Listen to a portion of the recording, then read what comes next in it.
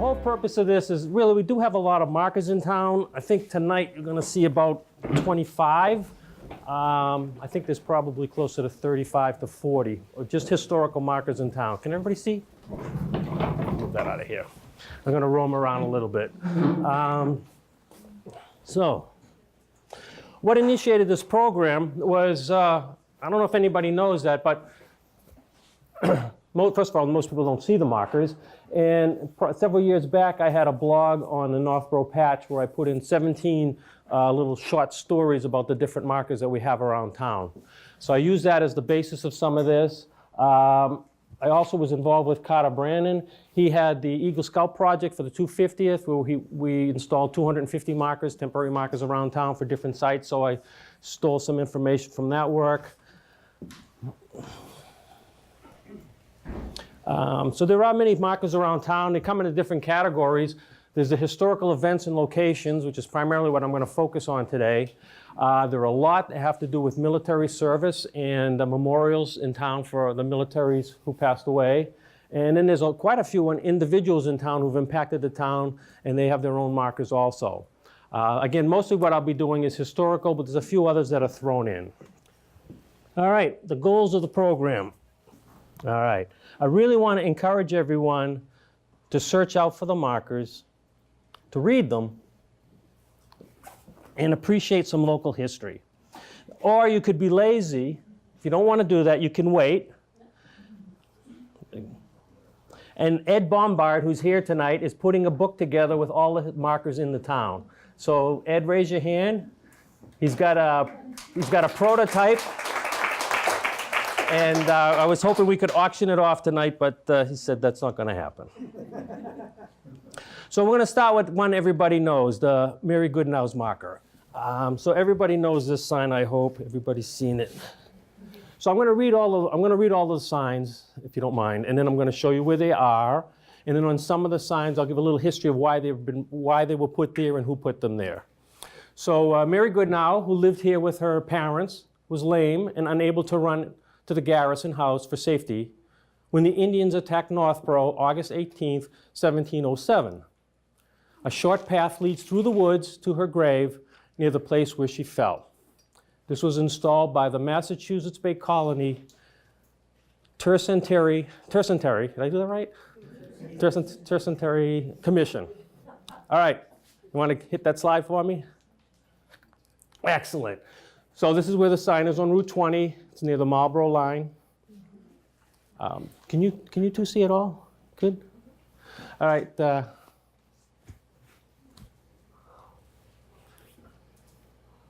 So the markers themselves are historic. So I'm not going to talk so much about Mary Goodnow. I'm going to talk about the marker. So the marker, they were installed in 1930. And they're put by the Massachusetts Bay Colony Commission. So they're part of their historical markers program for the 300th year of 300-year anniversary. So I'm going to read this because this comes right out. It's been resolved, so this was done through the State House, that the Department of Public Works is hereby authorized to prepare and erect suitable signs and markers, including such as may be submitted by the Massachusetts Bay Colony Tercentenary Commission, with suitable inscriptions thereupon indicating the ancient ways of the Puritan times and the structures or places relating or associated with their early settlements within the Commonwealth. I'll stop there. The main thing I'm pointing out is this is for Puritan times. This is not the Pilgrims. This is Massachusetts Bay Colony. This is not the Plymouth Colony. That's why it's 1630 for all of this. This is not the 1620 date of the Pilgrims. If you're interested, you can go to your local library and get this booklet that was published when they put them out. It lists all of the markers and it has the information for every marker in them. I'm not sure if this is in the Northborough library. I forget. I think I got this out of a Boston library. And it just, it shows what the memorial is, what the sign is, and where it's located. They're conducting a recent inventory because the 400th is coming up in 2030. So they're taking an inventory of all the signs they've put up. 275 signs were put up. 146 are still there. 129 are missing. So almost half the signs don't exist. So I never really appreciated the one that we have in town. It still exists. A little backstory on the one in town, it was pretty beat up. And one afternoon, Brian and I pulled it out of the ground. And Brian was going to fix it. But it turns out that the Department of Transportation already has a methodology in place. He got a hold of Mass DOT, and the sign that's been erected a couple of years ago now was courtesy of the Massachusetts Department of Transportation. So we have a replica sign. So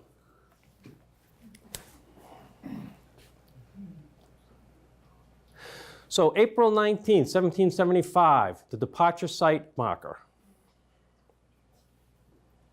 So this is the marker. Captain Samuel Wood led his company from the site on the alarm of April 19th, 1775. It was presented by the Captain Samuel Wood chapter. It's the Daughters of the American Revolution. I'm not sure what NS stands for. But it's 1975 when that was installed. Go ahead, yeah. And this should look familiar. It's installed on Brian and Lois's house. And I'm sure if you read the sign and knock on the door, they'll be more than willing to give you a cup of tea and some cookies. Right? Huh? And a dust rag. All right. Oh, some of these you'll have to click through the one lines at a time. So, all right. So, picture the setting. So you have everybody, all the militia people are on Brian's and Lois's front lawn, and that occurred about 4 hours after they heard about the Lexington battle. Okay. Reverend Peter Whitney, the pastor at the time, he offered a prayer for their protection at that site. And when they left to the sound of Joseph Seaver's drum and Ebenezer Hudson's fife. So you walk by, you see the sign, but you really need to appreciate what happened on that site on that day. The John Brigham Mill site. Now, the John Brigham Mill site, in 1672, the Massachusetts General Court granted John Brigham, a noted surveyor from the Marlborough Plantation, some 200 acres in what is now Northborough.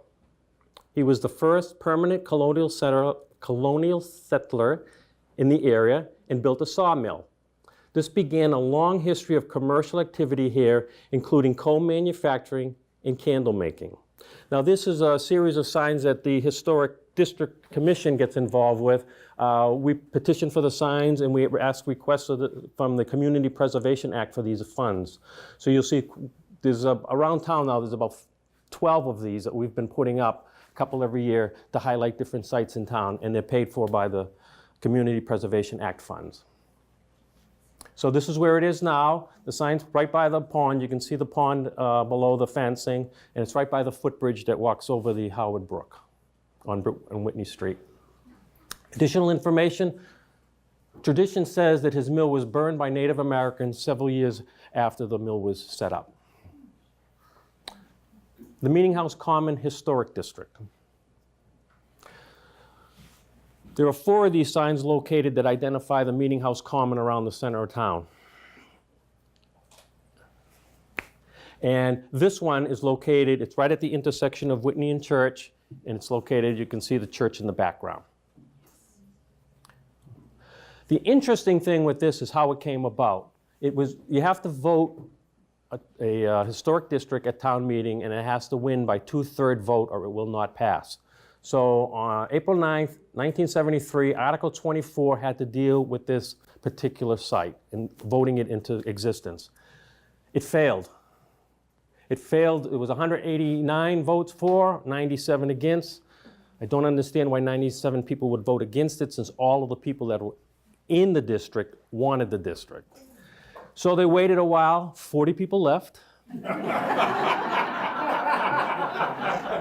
They reconsidered the vote, and I keep hearing when I go to town meeting about reconsidering the vote or locking in so you can't reconsider the vote. Well, they reconsidered the vote and it passed. So that's how to work the system. Okay. This is a picture of the district. So this is the Unitarian Church. This is the old graveyard. This is the Rice Homestead. These are the homes along Whitney Street. There's our house here, and these are building by Mr. Bush back in the day. You'll see this one later. This is the militia site, and this is an old church, and I forget, what was the church originally? Someone can help me? Evangelical Congregation. The Evangelical Congregational Church, which is now a private home, which was owned by the Pierce family. Kathy Pierce lived there for quite some time. But most people don't realize that that building was actually a church. And I've seen prints of showing the church with the pews in it and everything. The Wynn Mansion marker. How many have seen this one? All right, somebody's been doing some homework. The Charles H. Wynn House, was located at 3 Park Lane from 1870 to 2006. It was built by Mr. Wynn for his bride, Elizabeth Hunt Wynn. It built of bricks from the local brickyard. It overlooked the Assabet River. It's right near the center of town, if you know that neighborhood. The house had 17 rooms, a slate roof. Charles Wynn was a cabinet maker who also built the Wynn-Whitaker building on the corner of Main and South Street. So that's where the sign is. In front of the 2 duplexes, I think where the house was, I think they put in a cul-de-sac with about 4 duplexes. So it's now it's 2425 Wynn Terrace is where the location is for the sign. All righty. And for those who don't know it, the Wynn-Whitaker building, this is an old photograph of the building when it was to be 3 stories high. And as it is a couple days ago, well, when there was snow on the ground, it's a 2-story high building now. The Boston Post Road brass marker. Oh, that last sign would have been put up by the developer. Somehow they must have negotiated that if he took the mansion down, put a sign up to commemorate it. So this is the Boston Post Road marker, as opposed to the stone markers. This is a brass marker. Main Street was once part of the old Boston Post Road. Colonists first used the Boston Post Road to carry mail between New York and Boston in 1673. The post riders followed Native American paths. The Boston Post Road was part of a network known as the King's Highway and eventually connected to South Carolina. And it connected for the colonies before and during the Revolutionary War. It was really a key road during those periods. It's actually a key road now, is Route 20. In the 1760s, Benjamin Franklin, then the Joint Postmaster General for the British Crown, so this is before we had the Revolutionary War, in North America, he ordered milestones to be placed along the Boston Post Road to mark the most direct route to Boston. Franklin is said to have measured the road himself with an odometer strapped onto his carriage wheel. One of Franklin's granite milestones still survives on East Main Street at 33 miles from Boston. So that's just a sketch of the marker. Next. Have you seen it in front of the new Old Town Hall? Now that was put there, that was paid for by Mass Department of Transportation when they reconfigured and improved the intersections in the center of town. Part of the compensation for upsetting the historical nature of the Main Street is a marker. So they paid for that. And if you're familiar with the old Post Road, there were 3. There was the upper, middle, and lower Post Road. We're on the upper road. We don't have Northborough in there, but you have Sudbury and you have Worcester. And because it was the upper road and it was the inland road, that actually became very important in the Revolutionary War because it was a lot safer to take the inland route to New York than it would be to take the coastal route to New York where all the British had their boats. So, the Paul Revere Bell marker. So this is it's near a planting that's in honor of Earl Taylor. The marker reads, the historic bell located here was housed in the second meeting house of the First Congregational Unitarian Church of Northborough, erected on this site in 1808. Cast in the Paul Revere Foundry in 1809, the bell tolled the death of every president from John Adams to Franklin Delano Roosevelt. This building was completely destroyed by a tragic fire on the 22nd of December, 1945. 1845. And the bell was reclaimed from the ashes. There's a close-up of the marker, and the bell is in the background. And this is on the site of the Unitarian Church, just to the right-hand side facing the church.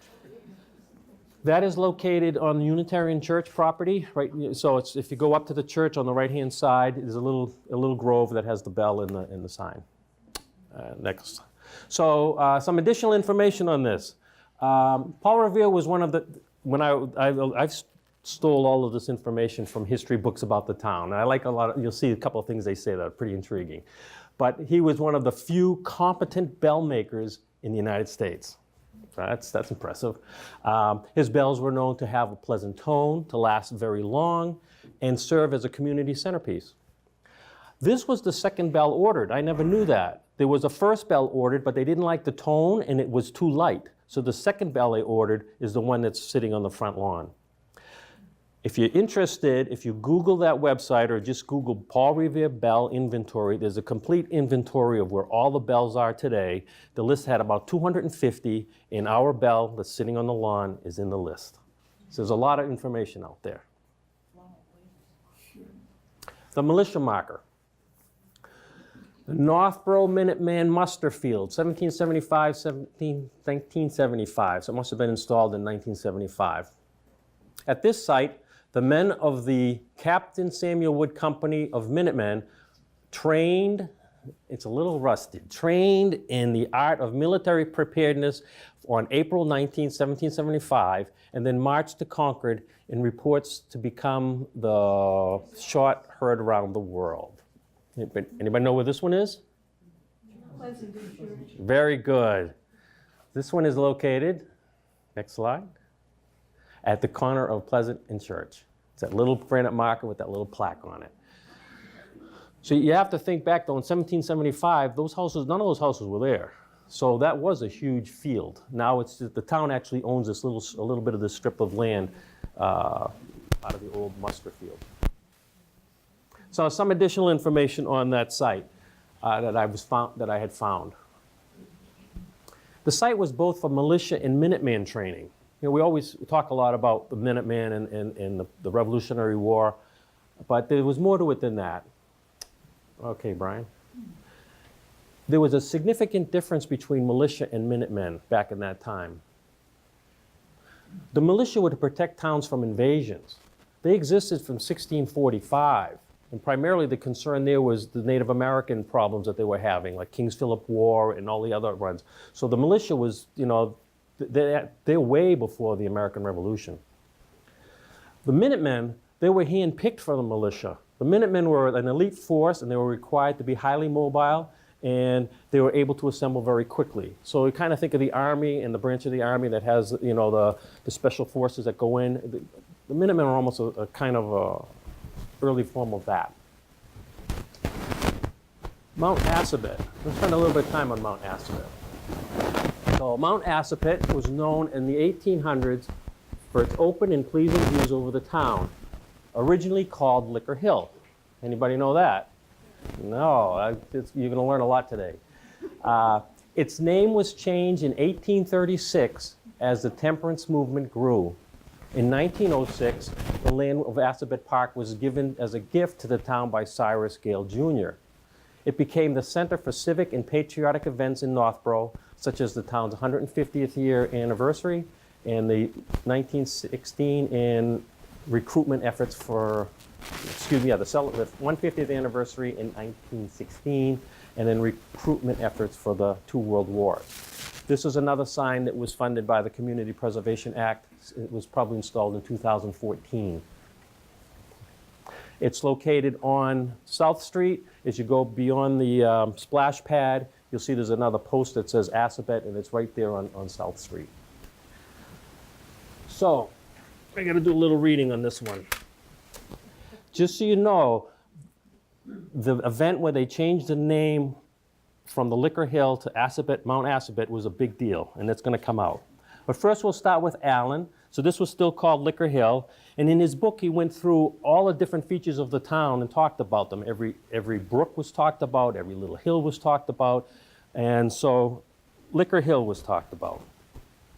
Liquor Hill is a beautiful eminence, rising with a gentle declivity from the Great Road. So the Great Road would be the Post Road, which is now Route 20, nearly opposite to the church, skirted with forest trees, while its summit and its northern and southern declivities are open to the view and form a rich and pleasing, prospect. I had to look up the word declivities, but that's a sloping hill. All right, so that's one part. That's Alan. Now, Kent wrote almost 8 pages about the day they changed the name. I'm not going to read 8 pages. I'm going to read some of the things that caught my eye out of those 8 pages, but it was a big event. It was held on the 4th of July, and according to the article from Kent, the 4th of July was never really celebrated in town until this day, when they changed the hill's name. So the first thing I'm going to read is why it was called Liquor Hill. It's an interesting story. I don't know if it's fiction. It derived its name from the following circumstance. There was formerly at the foot of this hill a tavern, at which an Indian stopped one day to have his bottle replenished. On his return home, he passed over the hill, sat down under a tree to take another refreshing draught, not being able to resist the temptation any longer.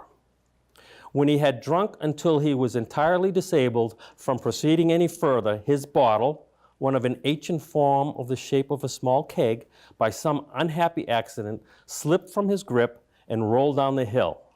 The Indian eyed it wistfully on its rapid course, and hearing the particular sound of the liquor issuing from its mouth, called after it, "Hey, good, good, good. I hear you, but I can't get to you." So that is the story that they say is why it's called Liquor Hill. So as I mentioned earlier, a reform had set in, and it was that the inappropriateness of the name Liquor Hill as applied to one of the most beautiful natural features of the town began to dawn upon the minds of people. So it was really that when the temperance movement came into town, people said, why is our hill called Liquor Hill? And there's a lot of, I encourage you to get a hold of Kent and read this whole chapter. It's a whole chapter in his book. The proposition to change the name met with a ready response, and it was not difficult to fix upon the name Mount Assabet from the river of that name which runs through the town. So now we know just why the Assabet name came in. So the day of the celebration. A celebration was set on foot on the 4th of July, 1836. The whole town participated. The magnitude gathered on the hill, and after a collection and other festivities, an open barrel of water was rolled down the hill as an edifice to the memory of the liquor spilled there, while the children sang with energy 2 songs written for the occasion by our mother. So, I forget whose mother, but somebody's mother. Altogether, it was one of the pleasantest affairs the village had known. Let's see. So I'm not going to sing the songs. They're all there. But I am going to read one of them because there's one stanza that I thought was kind of cute. So you got to figure all these little kids singing this now. Mount Assabet with smiles we greet, now Liquor Hill no more. That odious name no more we claim, though long that name it bore. Then welcome playmates one and all, O hasten on this pleasant hill, for feast partake of fruits and cake, enjoy it all who will. So, and like I said, all of the songs are all documented. And this is how I want to end it. This 4th of July celebration, coupled with the changing of the name of one of the town's beautiful hills, was a great event, and echoes of which reverberated through many years. 73 years after the event, the author, which would have been Reverend Kent, talked with 4 people who as children had partaken part in it. All of them remembered the occasion with pleasure and spoke of it as one of the outstanding joys of their childhood. So I think we deserve the sign. Okay, next. These are some views. These are two views from the hill. So if you can see where it's marked, I mean, now it's with the pine trees, you can't see anything from the top of the hill. But you've got the Reverend Allen Homesteads highlighted. You can see with the Unitarian Church, the old high school that's long gone, Civil War Memorial, the Northborough Hotel, which is also long gone. And then there's the next photograph is just looking more to the east. And you can see the original town hall, not the replica, but the original town hall, the Hudson Street School. So you really had a nice view from that hill. But if you go up there now, you're just looking through the trees. You don't see anything anymore. The aqueduct markers. Forrest and I, is Forrest here tonight? I don't think so. So Forrest and I, we did a program on the aqueduct markers. This is not that. And I'm not going to read this because it's a little out of focus, but most people don't seem to realize that a couple of years ago, MWRA have opened up the aqueduct as a trail. Now, it's not open over the river, but all of the rest of the aqueduct in Northborough is a trail. So they just, within the last less than a year, probably in the last 9 months, they've put up these markers that talk about the building of the aqueduct with pictures and highlighting the trail that you can walk through, in this case, through Northborough. Next slide. There are two of them that are located. So this one is located very close to the Edmund Hill parking area. So there's one here, and the trail would start. If you could snake down there, you could walk along the aqueduct from that spot. And the next one, the other one that they've installed is it's on Bartlett Street. It's just after where the Bartlett Pond Spillway goes under the road, and they put that up there. So that. There's no more, if you go around, you'll see there's no more no trespassing signs or anything like that. In fact, there should be one more slide. Yeah, so there are maps of all of the aqueducts that they've opened up for walking around the eastern Massachusetts. So you get Wachusett Aqueduct, Sudbury, Cochituate, Weston. Those are all walking trails. And more you'll start to see that little logo in the corner, which is part of the aqueduct trail systems that the MWRA is responsible for. So just in Northborough alone, I think the hike is about 4.5 miles. It's a nice flat walk. It's a nice walk. The Reverend Luther Rice marker.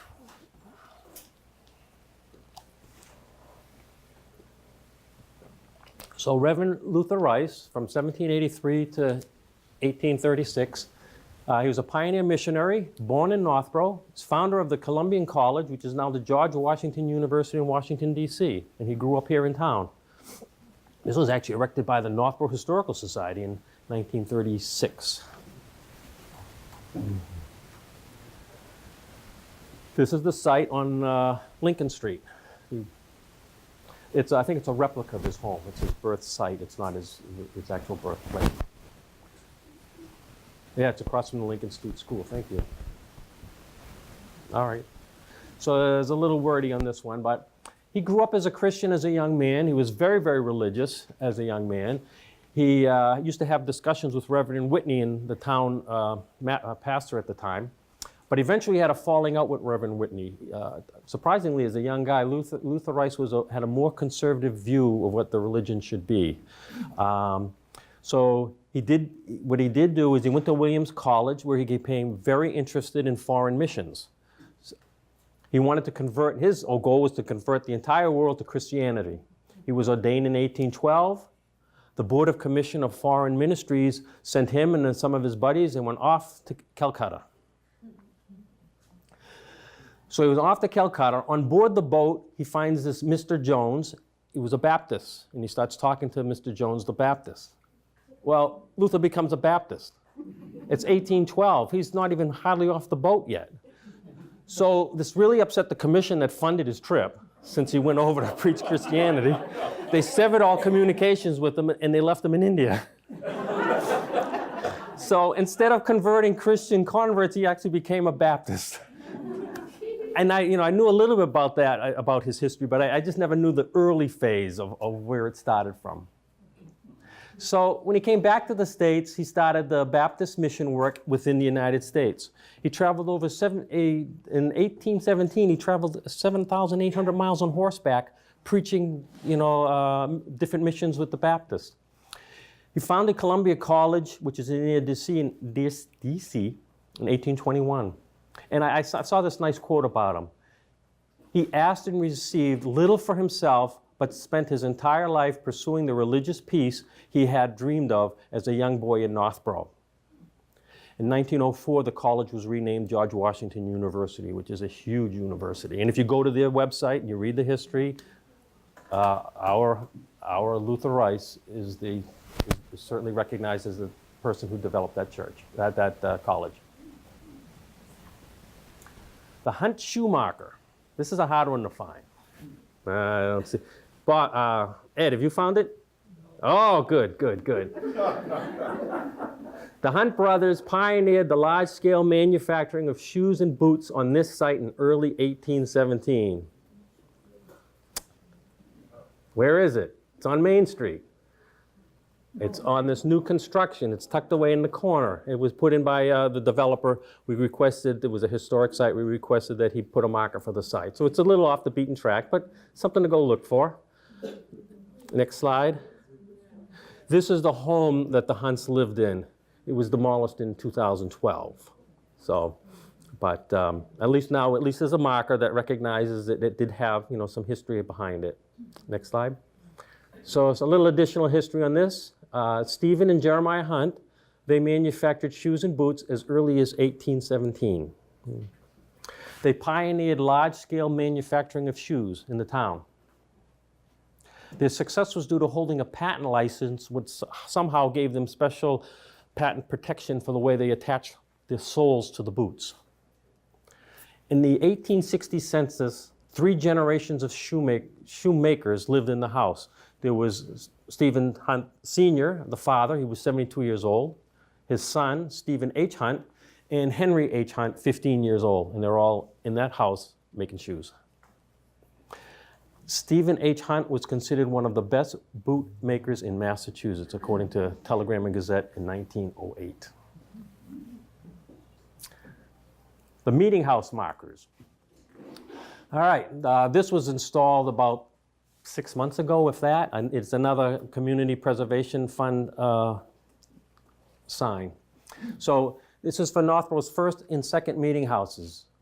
On April 30th, 1745, construction of Northborough's first meeting house began on this site that was donated by Captain James Ager. It was completed in 1756. The building measured 46 feet long, 36 feet wide, and had 20 pews in an upper gallery. The first meeting house was sold at auction and moved and made into a barn. The image shown is for the second meeting house, which was built in the same spot in 1808 and was destroyed by fire in 1945. Again, only the bell cast by Paul Revere remains. So it's located on Church Street, right in the front of the church. So some information, I got lots of information on these meeting houses that I thought was interesting. So as we said, Captain Ager donated the site. And he's decided for consideration, and if you look, and I have a copy of the deed, he did it for consideration of love, goodwill, and respect, which I have towards the promotion of worship in ye, in God, in ye North Precinct, and it went on, but it gives you the point why he donated the land. And the raising was held for the building. So raising is when they all come together and build up the structure. So the raising was held on April 30th, 1745. It lasted from 10 to 4. When it was done, it had no pulpit, no pews, no floor, no windows. It really was a barn. And it required 2 barrels of cider. And in those days, usually it's hard cider. So at that time, the North Precinct consisted really of farmers with very little money. And it took them 11 years to complete it, to put the floor in, put the pews in, to get the windows in. It was a long, long process, which some days, especially in the last 2 months, you can see where government projects can take some time, even small little local ones from the years ago. And the last slide for the meeting house, pews. I never knew the word pews was spelled P-U-E-S in the old days. The pews needed to be allocated once they build this. So when you go to church, you just sit now we just sit in the pew. But a committee was assigned to compile a list based on taxes. So and the more taxes you paid in the town, the better option you had to select the pews you wanted. So it was really the first assessor's valuation for Northborough because they had to evaluate, and if you look in the books, if you look, I think it's Kent has it, there's a whole page with a table of everybody's tax rate for that year, and it allotted, you know, the order of the amount of taxes they paid. So the two highest tax payers were Halloway and Captain Ager. Now keep Captain Ager in mind as the second highest taxpayer in town. When they allocate the pews, they don't allocate the pews, they allocate the ground where the pews are going to go. You build the pews. So the church had no jurisdiction over the pews. They were built private and owned privately by the people who built them. And it actually became very inconvenient at some point. And you also start thinking, like, Joe's making a pew with a 2x4 and somebody else is making one with all engraved garbage. You know, you can kind of see the problem. So either eventually in time, the owners either gave their pews to the church or they sold it to the church. All right. And the interesting thing, I found this, I came across this in a library in Minnesota. I was there for a wedding, and they held a reception at a library. So I found this Early American Inns and Taverns book, and I said, wonder what's in there. So I flipped to it, and here it is. Captain Ager, he built the first house between Marlborough and Worcester. The house no longer exists, on the Old Post Road, near the center of Northborough, where he and his wife opened a tavern. So he was the second highest paid guy. He's paid the most taxes in town because he had the most money in town, and he's running a tavern. He was also giving out cider when they build these buildings. It seems like if you're going to make money in those days, it comes up a couple other times. Liquor was the way to make a good buck. Now, the second meeting house, after the other one was disassembled, 1797 was the first petition for the second meeting house. It wasn't until 1805 where they decided that the barn wasn't going to do it anymore, and they passed it at the new meeting house at town meeting. 1806, the plan was accepted. They have another raising. Now it's June 8th, 1808. It's time to get everybody to build this thing. They selected 50 people to help with the raising, free from expense for their labor, so free labor. They're given lunch and dinner, which is nice, and I can't believe this line I found. There's enough beer necessary for the raising. What does that mean? Enough so they don't get dehydrated? Enough so they don't care that they're working for free? I mean, you give them too much, the steeple's not going to be straight, you know? So the final report was $8,992 to build a thing. I think there's one more slide for this guy. Oh, and this is too bad this one isn't showing.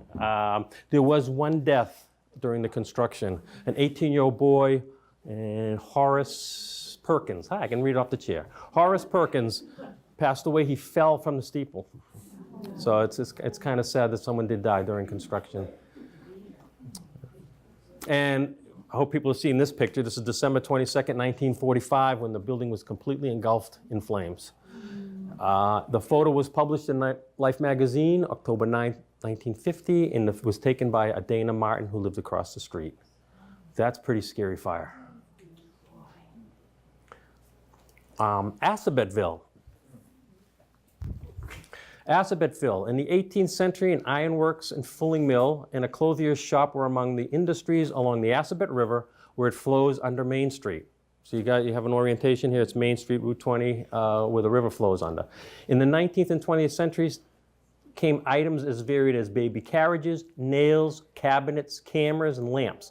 Pictured as the factory where Milo Hildreth had his workers making ornamental combs. So that intersection had a lot going on.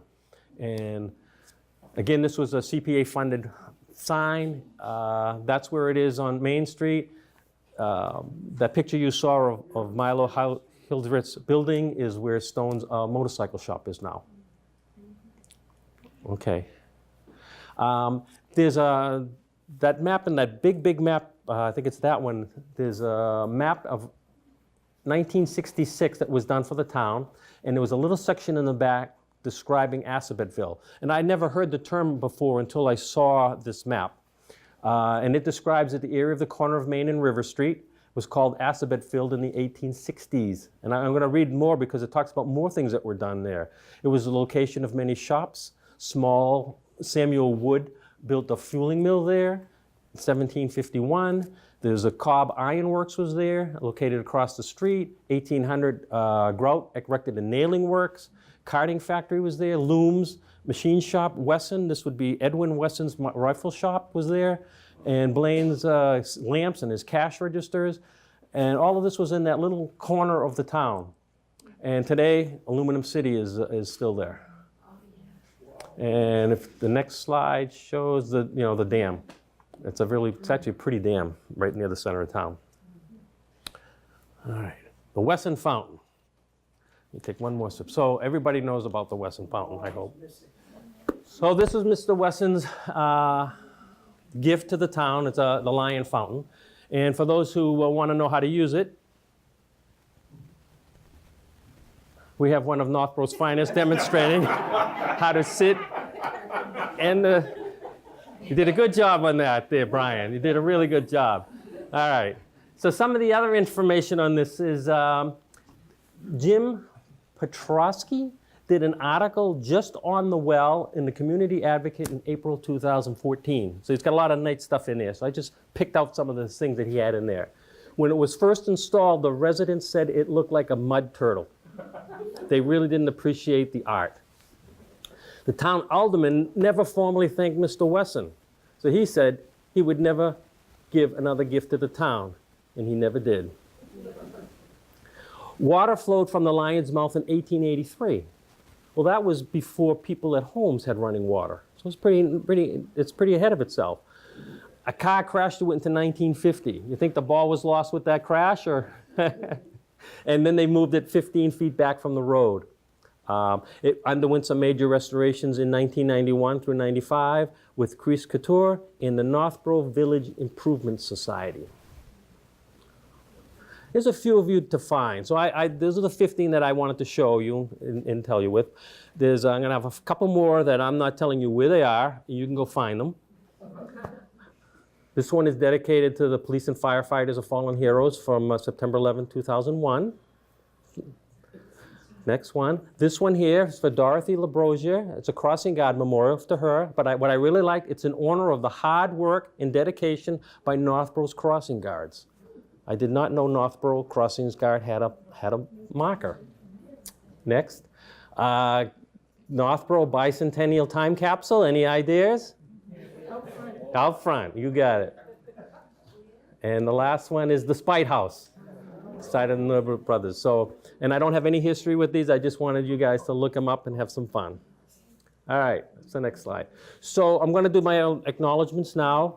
Like I said, between Allen's book in 1826, Kent's history book in 1921, and Mulligan's in 1977, I'd say 90% of the information I pulled just out of these books. You didn't need me tonight.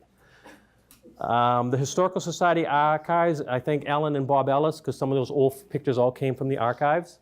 I'm going to thank the Peasley School and, of course, Google. And that's all she wrote. Thank you.